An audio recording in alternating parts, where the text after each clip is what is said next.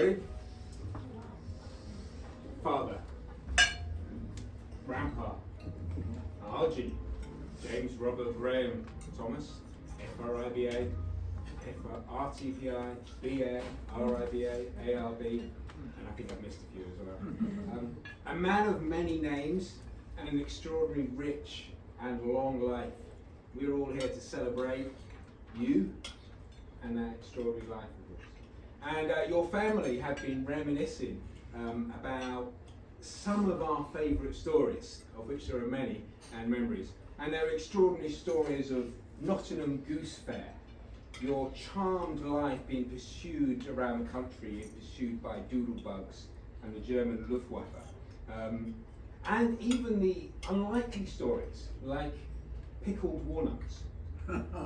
So we've prepared some egg memoirs for you. So there is truly pickled walnuts. We thought this was a myth for 30 or 40 years, but we have some pickled walnuts for you.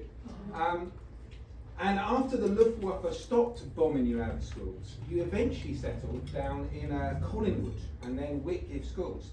And we grew up to stories of you playing for the first 15, the 400-yard dash, and there's a few of us runners here, winning scholarships to the Bartlett, UCL, and the 44 Club. And with that, it was your 80-year back at Collingwood, your 80-year plus friendship with Brian Lay. And we have, courtesy of Brian Lay, a photo, which we've all enjoyed, of you and Brian down at Collingwood School many years ago. So we took a while to work out which one it was you, but it's the same foppish hair which has kind of followed the family through the years. Thank you very much. Thank you. And whilst at Whitgift, you had your trusty 1930s, 40s bicycle, and you travelled all over South England and even to Brighton and back over Ditchling Beacon. Sturmy Archer, free speed. Correct. There we go. Correct. And you brought many of us up to love cycling, even the legendary bike ride to Firenzuola to Foccara, South Pesaro. And JJ has continued the cycling passion, and now Nadir as well has joined us to keep that love of cycling alive. So to remind us of this, here is 100 postcards of some of the greatest bicycles ever made for you to send us postcards to 100 bikes. Oh, that's fantastic. Yeah, take 10 out. Lovely, thank you very much.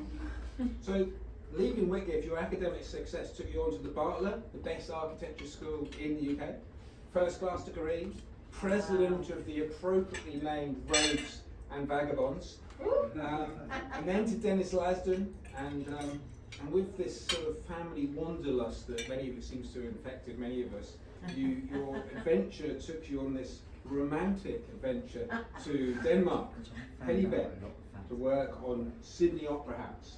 So we have this little notebook with Sydney Opera House on there to represent your architectural career over the years. Thank you very much. But being an architect on its own just wasn't enough, and there are a few other well-studied people. Your desire to improve not just the architecture but the towns and cities that we live on. You also qualified as a town planner and became an expert on historic buildings as well. And your career and life has been very inextricably linked with the City of London and its ancient institutions. Many of us we've just chatted about this then, about things like Fanmaker and Mansion House banquets and dressing up to go to these things. And so we thought to represent that, we have this thing about a little book about the city just come up, the London City Churches, for some light perusal and enthusiasm. Lovely, thank you. Oh, how lovely. Recently London City Churches. Lovely. Oh, look at that. Lovely. Yes. Oh, gorgeous, thank you. There is an unsubstantiated rumour that I was actually a champagne baby. And No comment. but anyway, when I arrived, my main role as as a joining the Thomas family, was actually to crawl under the mirror dinghy in assembly, which was being built in the garage of 91 The Hall, and to collect dropped screws which had fallen under. That is true. That was the only reason, and that and a bottle of champagne, which I appear to have been in existence. And we grew up with family adventures sailing the mirror dinghy around Mersey Island. Yeah. Some of which involved more pushing it through the mud than sailing itself, but they were adventures on. And then, of course, being pursued by the Albanian Navy down the Yugoslavian coast, while causing major diplomatic incidents. So we feel that you've earned, if I can find it, there we go, this badge as the anchor badge, pin badge, as Admiral of the Thomas family fleet. So, Admiral Thomas. I also have a bottle of champagne for them. That also fits in with our It story. does, doesn't it? No more surprise pages. You also brought us up to love cricket, and we remember fiercely competitive family cricket matches up at the top of Old Hall. So we have something for you passing along the table from Katie. Yes. So we have a cricket ball, a proper leather cricket ball, rosy pink to remember that, and not just, well, probably mainly those cricket matches, but also the many trips that you took us to Oval and to Lords as well to watch the cricket. So thank you for that.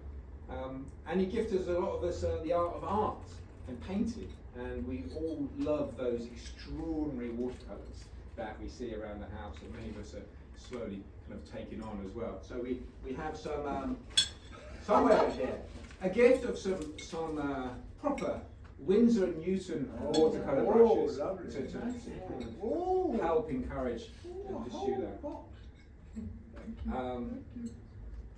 We loved 91 The Hall. It was small but perfect, but we were bursting at seams in 1973. Around the corner, you bought 22A, and we moved into this great family home where we all grew up, and we've all enjoyed over the years. And over those years, you have painted every inch of that house. Yes.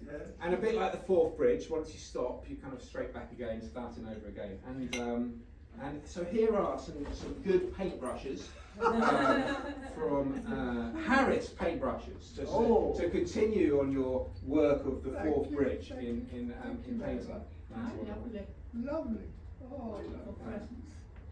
And not just the family home, but endless memories of the garden and going into the garden, and in the extended garden as well, across the river as well when that got added to it. So here are a flower seed sack for you in your garden, so we can continue to be good for bees as well. Yes. Wonderful. Thank you. How lovely. Sure. Well, we also remember we were talking about Christmases and how we'd have the pudding, and we always have to light the fire. And it was my job to heat up the brandy for it. To start with, I heard that you were supposed to just warm up the tablespoon of brandy, but I go into the kitchen and get a little saucepan and heat up quite a bit. And then we said that so many people in the family love a fire, and people used to love lighting the fires at Christmas time. Thank you. JJ, you remember, don't you? Well, I remember the fires very well, and one of the things all of your grandchildren, particularly us boys, Ed, myself, and David as well, we loved building fires at Christmas. Now, some of them were very successful. Some of them caused havoc, including pieces of paper. Putting the wrapping paper on and see what colour it would burn. Yes, I remember that. Yes, we used to do that. And it went bright blue one time. Oh, it was amazing. And one time, the three of us would always cause chaos. Yes. And you would always kind of orchestrate it in a way and look at it and encourage it. Whereas I'm not sure if Granny was quite that happy about that. I remember one time we actually put a piece of A3 paper. I will never ever forget this. We put a piece of A3 paper, which was not scrunched out. We put it on top and it went straight up the chimney and flew out. But beautiful memories and memories Ed and myself will always cherish. So we bought you a box of matches. So if you could pass that on. All these lovely presents. I also remember after Christmas dinner, we'd sit around for a long time, a bit like we might be doing now, I guess, and have a nice glass of port. Oh, darling. And I always like to think, as I whizzed down the A1, in my Oh. horse and carriage, I have to stop off at the coaching inn in Stilton. Oh, Yeah, yes. bring you a piece of Stilton Lovely. for Christmas. Thank you or very much. any other Thank occasion. you. Wonderful. No, wonderful. Thank you very much. Thank you. Good memories, and then not maybe to start with, but a little bit later, we kind of all developed, well, led by you, I think, the kind of the love of coffee as well. And so Yes, after yes. that, it Good, got better. good. And of course, it had to be nothing but the very finest Yes. coffee in the world, Jamaican which Blue is, of Mountain. course, Jamaican Blue Mountain coffee. So we have a small bag of genuine, all the way from the Blue Mountain of Jamaica coffee beans. Oh. The beans, not ground, for you to grind. No, I will grind it. Thank you. Thank you. And I think that kind of leads on to kind of retirement, really, and you know, that as we go on. So. Thank you very much. Thank you. Oh, it's up there. So, this is a final gift for our kind and doting grandpa. And this is a gift to remind you, in your words, that we don't expect you to be lively all the time, because I know that's something you were worried about speaking to you earlier in the week. We want you to rest and we want you to look after yourself.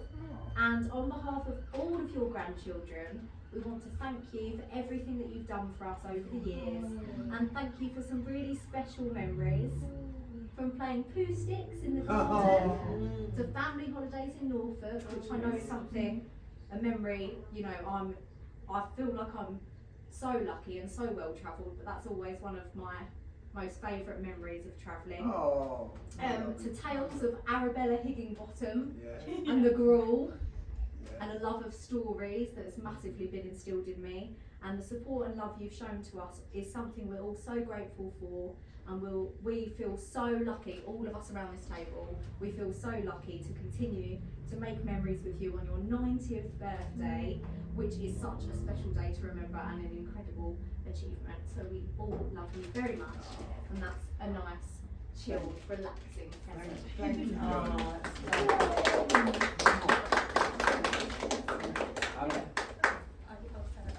Do you want to raise your glasses? A toast of happy birthday, Grandpa. Happy Happy birthday, Yay. Thank you. Cheers. And we should sing happy birthday as well. Okay? Happy birthday to you. Happy birthday to you. Happy birthday, dear Grandpa.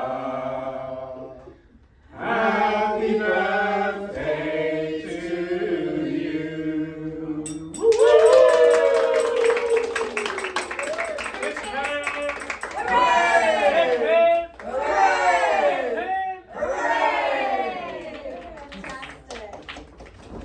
Well, thank you all. Thank you all. Thank you, William, for leading that chorus, and everybody else for joining in and supporting William in that very moving, actually, very moving way. Getting to 90 is, even in this day and age, quite an achievement. And the extraordinary thing is, I'm going to be a bit serious now, but we'll come to other bits. The extraordinary thing is how many people tried to stop me getting to 90. James William has referred to the Coventry Blitz. I was 6 when Nazi bombers carelessly just threw out the bombs. They weren't aiming to kill me, but one of the bombs hit our house and Papa had to put it out. Now, if it'd gone 1 degree to the left, would have destroyed our house and it would have destroyed me. As James William says, my school that I was at was so badly damaged that it had to be demolished after the war. They had it. My parents moved south to get away from the Coventry Blitz, and they arrived in South London just in time for the doodlebugs, which were horrendous things. They were pilotless, aimed,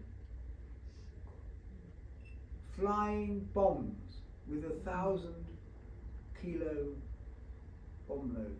And one of those landed, I would say, less than 100 yards from where I was at 8 o'clock in the morning. So that was another degree over to the left, and that doodlebug would have wiped me out. Later on, I accumulated a horrendous range of diseases. I nearly killed myself on the famous bike, came over the handlebars, and I was concussed for 2 days. I was 14 then. When I came back from Jørn Utzon in Denmark, I got TB and I was in hospital for 4 months. In a hospital. The nurses, when I arrived, thought I was going to die. That was in 1961, when I was 27.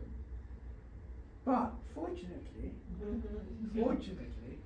fairly soon after that, I met, and we've, as you all know from last year, we've had 60 glorious years. I mean, she's been the most marvellous and wonderful. And most of those stories that you have all told round, they don't emanate from me, they emanate from Anne. I'm absolutely overwhelmed by all these lovely presents, which I must say I didn't expect to get. You probably realised during today that I'm not absolutely 100% just at the moment, but these expressions of love from all of you will cheer me up immensely, and I am very, very grateful. Thank you all very much for coming. What I would like to do in the future is, if we could just for a moment concentrate on practical things, we need to establish communication between all of you and Anne and me. I want you to write me a letter giving me your address and your phone number and all those smart electronic addresses, phone numbers, which I won't be able to use, but Anne will. But we must for the next few years keep the connection going, so that I know where all of you live and are, and you know where we are. That's what I would like to come out of this lunch. So thank you all very much indeed.